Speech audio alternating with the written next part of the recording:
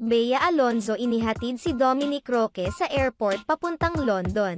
Ibinahagi ni Bea Alonzo sa kanyang social media ang pagiging extra clingy nito sa fiancé na si Dominic Roque. Sa video na ibinahagi ni Bea ay ipinakita nito ang kanyang pagiging emosyonal dahil miss na nito ang fiancé. Makikita sa video na si Bea pa mismo ang naghatid kay Dominic sa airport. Sa sasakyan pa lang ay very sweet na ang dalawa. Lalo na ilang araw din silang hindi magkikita.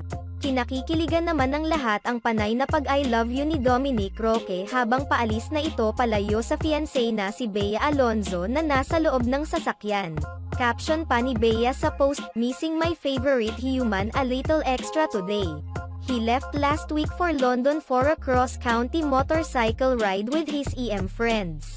Missing you at Dominic Roque." Kasalukuyan kasi nasa London si Dominic para sa isang cross-county motorcycle ride kasama ang kanyang Euromonkeys friends.